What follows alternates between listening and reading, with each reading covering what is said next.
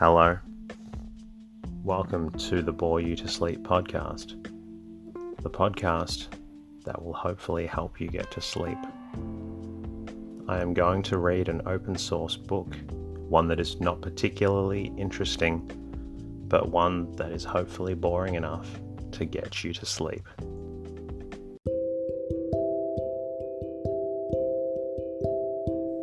Is there something interfering with your happiness, or is preventing you from achieving your goals? I know there have been times in my life where I've struggled with sleeplessness, which is why I strive to help people everywhere with theirs. I'm proud to have partnered with a new sponsor, BetterHelp. BetterHelp will assess your needs and match you with your own licensed professional therapist, which doesn't take long at all. It's not a crisis line. It's not self-help. It is professional counseling done securely online. You can schedule weekly video or phone sessions in the comfort of your own home. You can also log in to your account anytime and send a message to your counselor when you need. You'll have access to a broad range of expertise in BetterHelp's counselor network, which may not be locally available in many areas. BetterHelp is committed to facilitating great therapeutic matches, so they make it easy and free to change counselors if needed. Visit trybetterhelp.com/bore you to sleep. That's trybetterhelp, and join over 500,000 people taking charge of their mental health. Special offer for Bore You to Sleep listeners with 10% off your first month at trybetterhelp.com/bore you to sleep.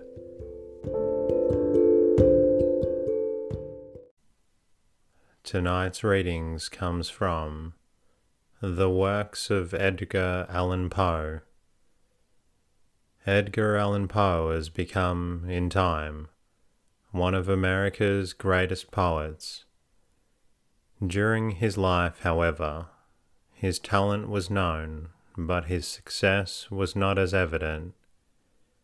A remarkable character to listen to while you slowly drift off into dreamland. My name is Teddy, and I aim to help people everywhere get a good night's rest. Sleep is so important, and my mission is to help you get the rest that you need. Each episode is designed to play in the background while you slowly fall asleep. Special shout out to US iTunes listener TJ Mill W for your lovely review during the week. Thank you also to Insta followers Alice Abalasha and Concussed Paranoia for your lovely stories during the week. The podcast is completely free, and it's the support from listeners that allows me to keep bringing out more episodes. If the podcast helps, a fantastic way to say thanks is to tell a friend who might also need help with their sleep. Please also subscribe and leave a review. It really does help out. If you want, you can also say hello at boreyoutosleep.com, where you can support the podcast. I'm now on Twitter and Instagram at boreyoutosleep if you want to say hi. In the meantime, lie back, relax, and enjoy the readings. The works of Edgar Allan Poe. An appreciation. This stanza from The Raven was recommended by James Russell Lowell as an inscription upon the Baltimore Monument, which marks the resting place of Edgar Allan Poe, the most interesting and original figure in American letters. and to signify that peculiar musical quality of Poe's genius which enthralls every reader, Mr. Lau suggested this additional verse from The Haunted Palace. And all with pearl and ruby glowing was the fair palace door, through which came flowing, flowing, flowing, and sparkling evermore, a troop of echoes whose sweet duty was but to sing, in voices of surpassing beauty, the wit and wisdom of their king. Born in poverty at Boston, January 19, 1809, dying under painful circumstances at Baltimore, October 7, 1849, his whole literary career of scarcely 15 years a pitiful struggle for mere subsistence, his memory malignantly represented by his earliest biographer, Griswold. How completely has truth at last routed falsehood, and how magnificently has Poe come into his own. For The Raven, first published in 1845, and within a few months read, recited, and parodied wherever the English language was spoken, the half-starved poet received $10. Less than a year later, his brother poet N. P. Willis issued this touching appeal to the admirers of genius on behalf of the neglected author. His dying wife and her devoted mother, then living under very strained circumstances in a little cottage at Fordham, New York.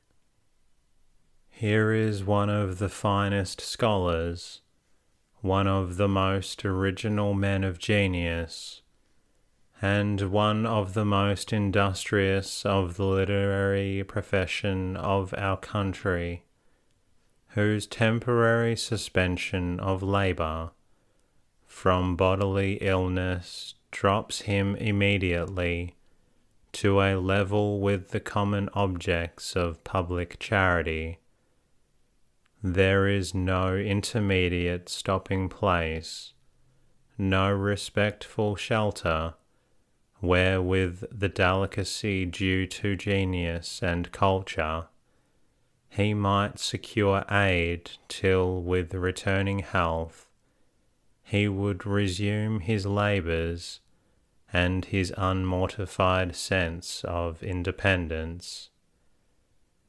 And this was the tribute paid by the American public to the master who had given to it such tales of conjuring charm, of witchery and mystery, as the fall of the house of Usher and Ligeia, such fascinating hoaxes as the unparalleled adventure of Hans Pfaall, MSS, found in a bottle, a descent into a maelstrom, and the balloon hoax, such tales of conscience as William Wilson, the Black Cat, and the Telltale Heart, wherein the retributions of remorse are portrayed with an awful fidelity,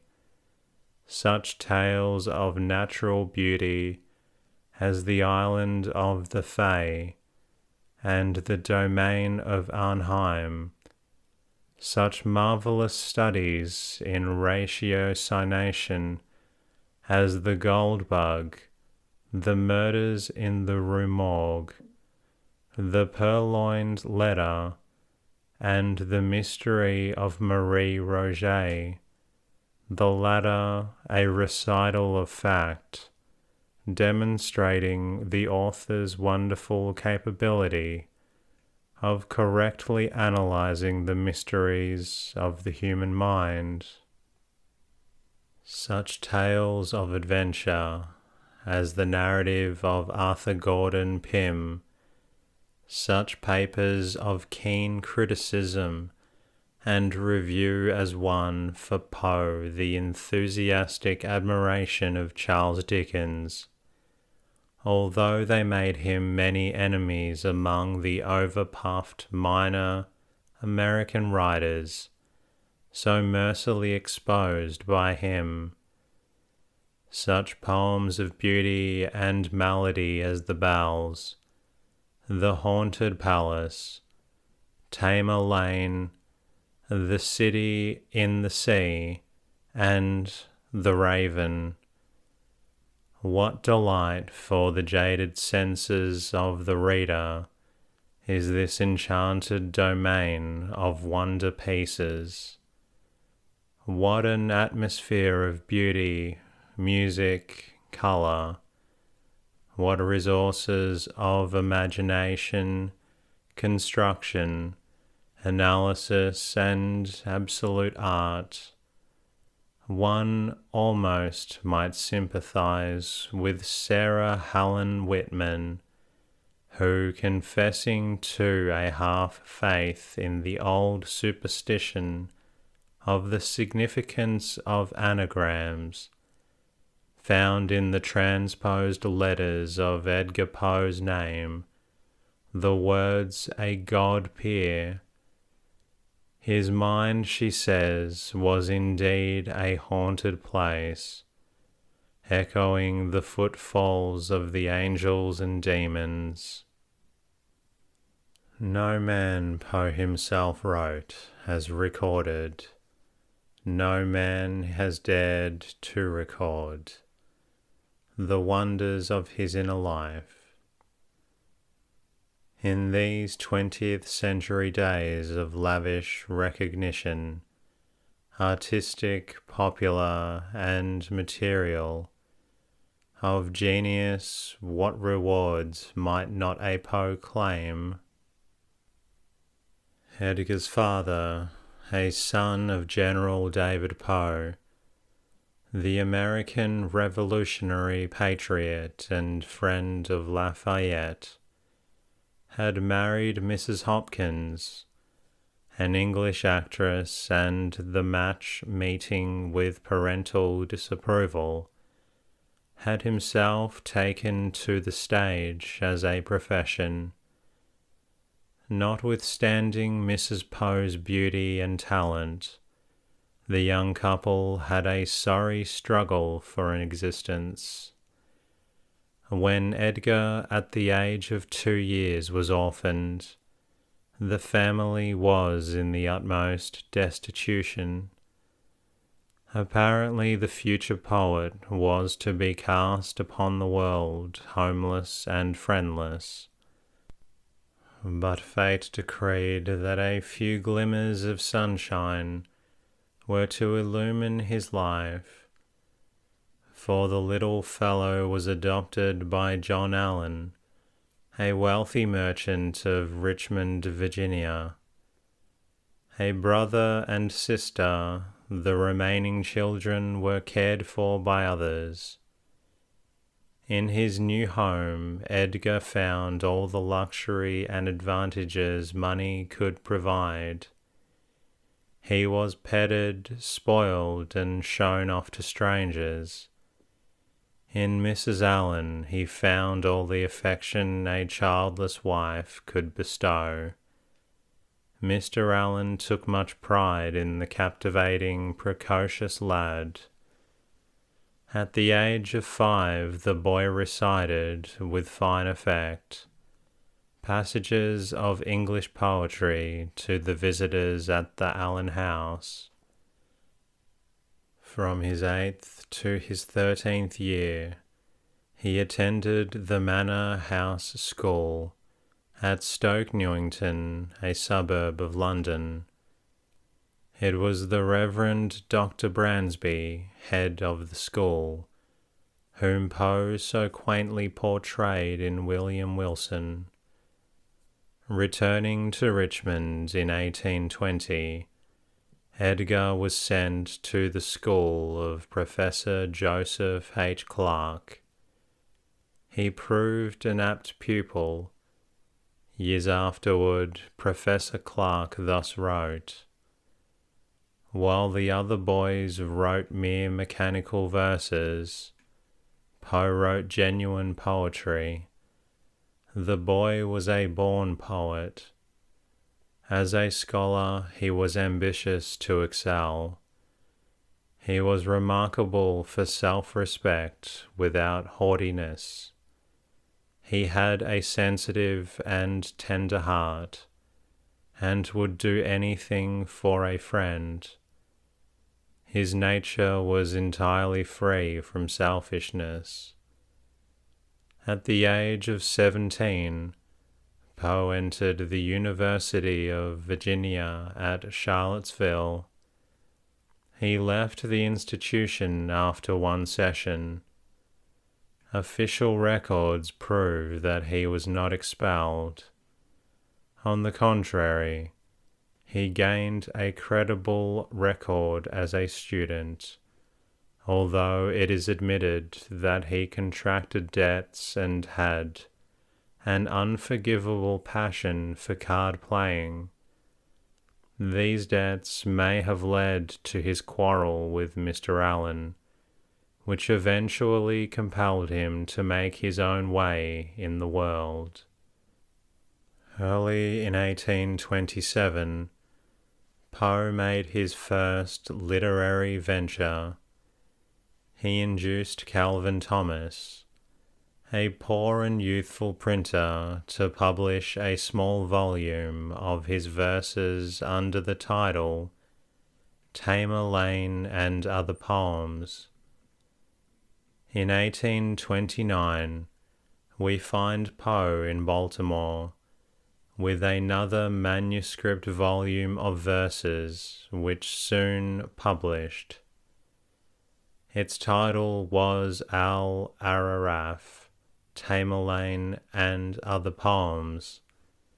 Neither of these ventures seem to have attracted much attention.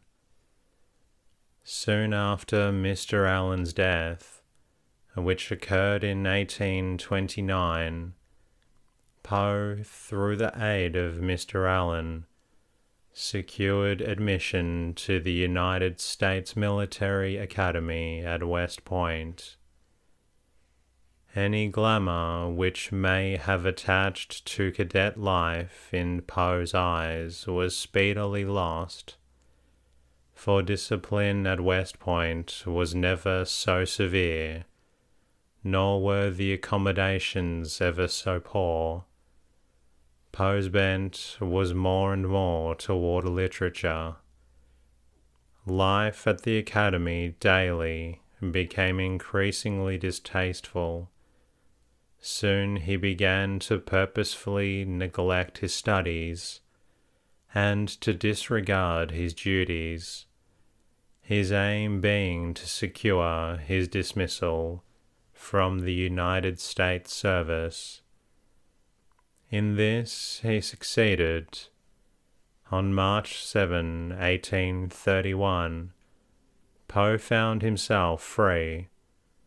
Mr. Allan's second marriage had thrown the lad on his own resources.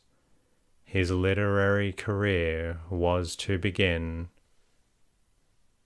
Poe's first genuine victory was won in 1833, when he was the successful competitor for a prize of $100 offered by a Baltimore periodical for the best prose story, a MSS found in a bottle, was the winning tale. Poe had submitted 6 stories in a volume. Our only difficulty, said Mr. Latrobe, one of the judges, was in selecting from the rich contents of the volume. During the 15 years of his literary life, Poe was connected with various newspapers and magazines in Richmond, Philadelphia, and New York. He was faithful, punctual, industrious, and thorough.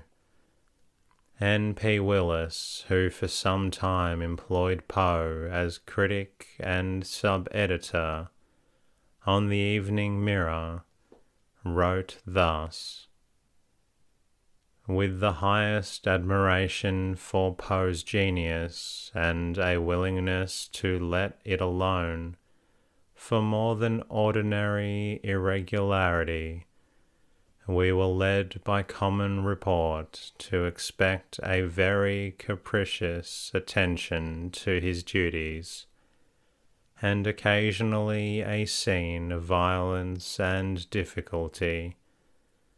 Time went on, however, and he was invariably punctual and industrious. We saw but one presentment of a man, a quiet, patient, industrious, and most gentlemanly person.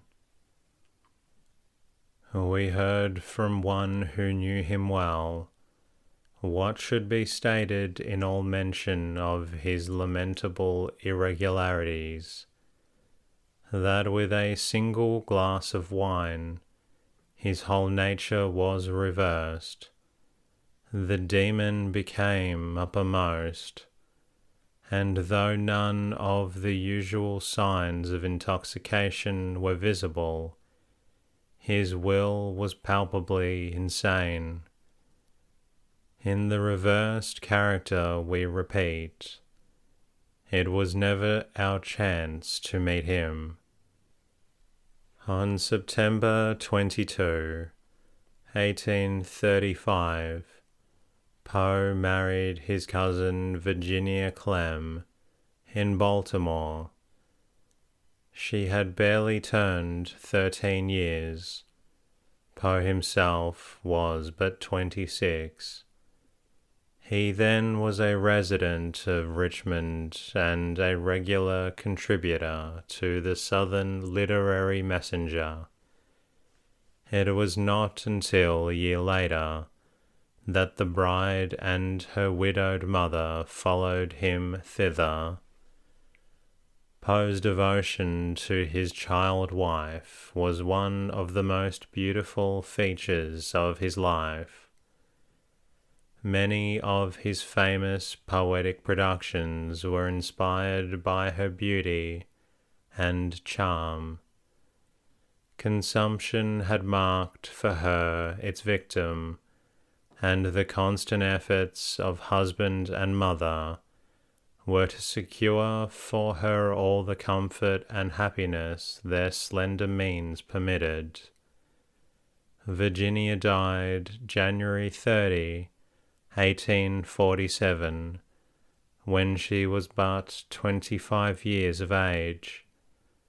A friend of the family pictures of the deathbed scene, mother and husband trying to impart warmth to her by chafing her hands and her feet, while her pet cat was suffered to nestle upon her bosom for the sake of added warmth. These verses from Annabel Lee, written by Poe in 1849, the last year of his life, tell of his sorrow at the loss of his child wife. I was a child and she was a child, in a kingdom by the sea. But we loved with a love that was more than love, I and my Annabel Lee, with a love that the winged seraphs of heaven coveted her and me. And this was the reason that, long ago, in this kingdom by the sea, a wind blew out of a cloud, chilling, my beautiful Annabel Lee, so that her high-born kinsman came and bore her away from me, to shut her up in a sepulchre in this kingdom by the sea.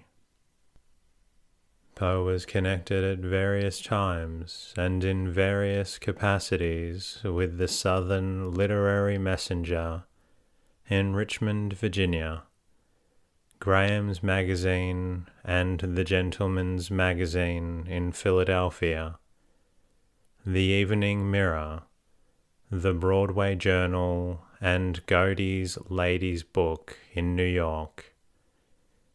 Everywhere Poe's life was one of unremitting toil.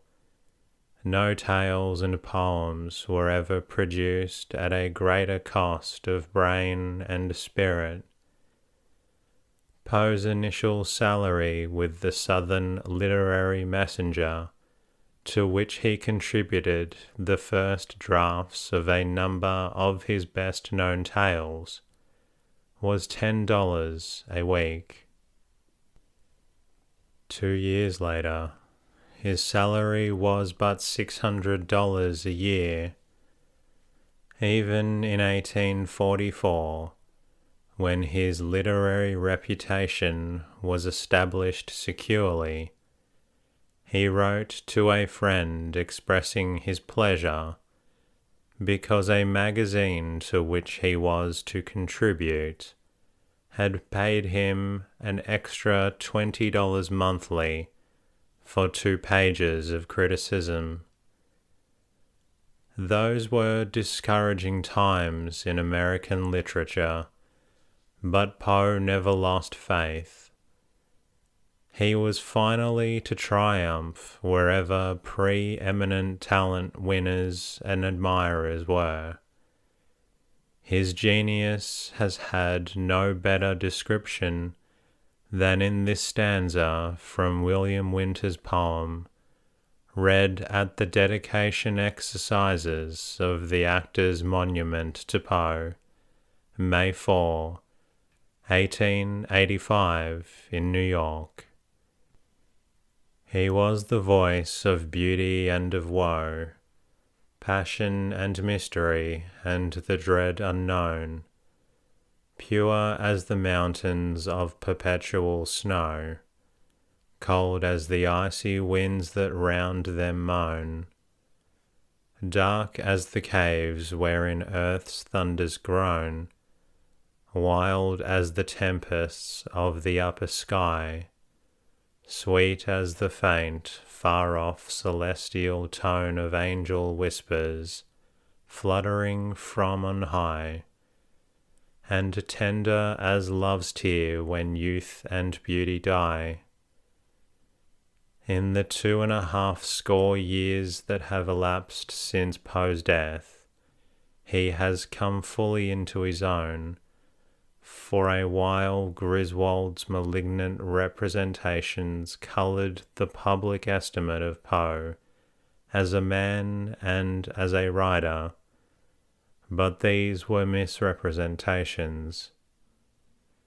Thanks to J. H. Ingham, W. F. Gill, Eugene Didier, Sarah Helen Whitman, and others, these scandals have been dispelled, and Poe is seen as he actually was not, as a man without failings. It is true, but at the finest and most original genius in American letters. As the years go on, his fame increases. His works have been translated into many foreign languages. His is a household name in France and England, in fact.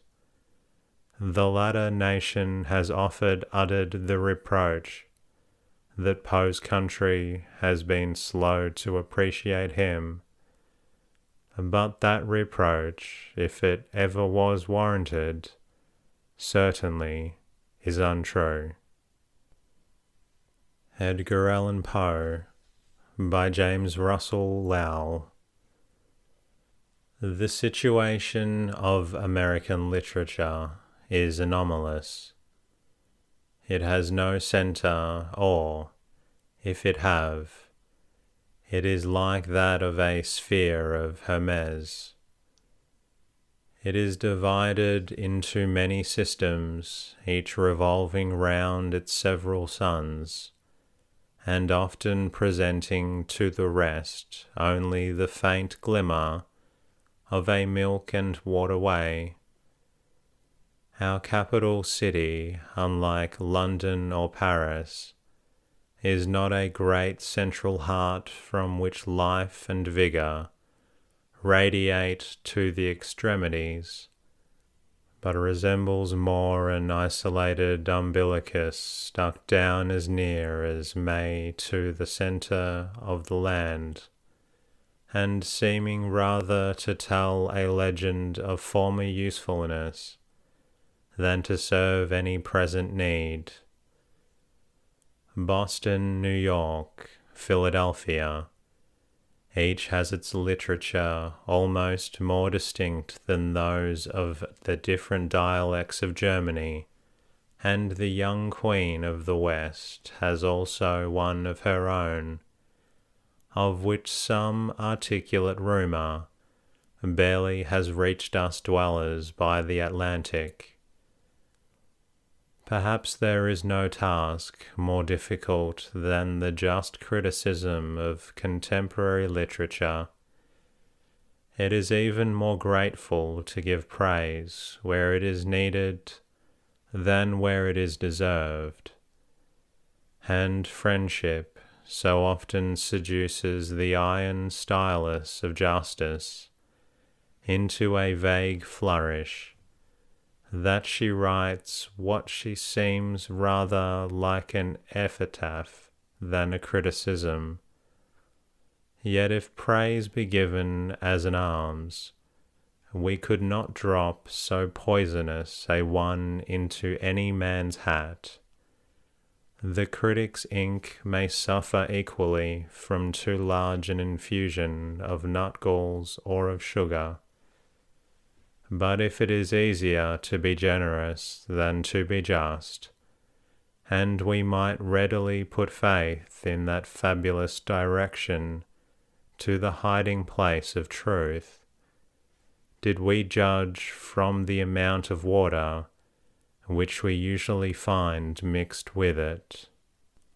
Remarkable experiences are usually confined to the inner life of imaginative men, but Mr. Poe's biography displays a vistitude and peculiarity of interest such as is rarely met with.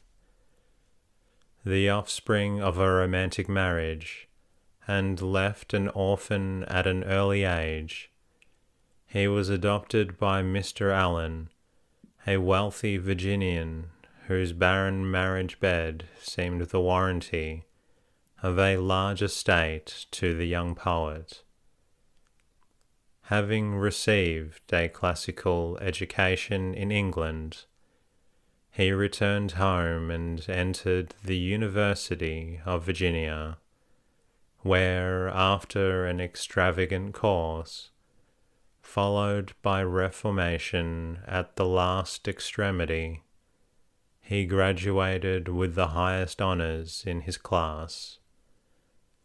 Then came a boyish attempt to join the fortunes of the insurgent Greeks, which ended at St. Petersburg, where he got into difficulties through want of a passport, from which he was rescued by the American consul and sent home.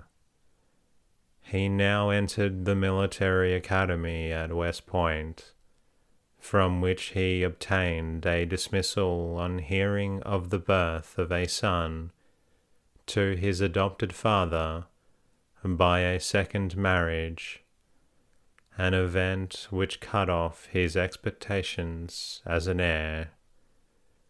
The death of Mr. Allan, in whose will his name was not mentioned, soon after relieved him of all doubt in this regard, and he committed himself at once to authorship for support. Previously to this, however, he had published in 1827 a small volume of poems, which soon ran through each of the 3 editions, and excited high expectations of its author's future, his future's distinction in the minds of many competent judges. And that is the life of Edgar Allan Poe, and the end of tonight's readings. I hope you enjoyed tonight's episode and feeling a little sleepy. If you're not quite sleepy yet, please feel free to listen to another episode. In the meantime, I'll be bringing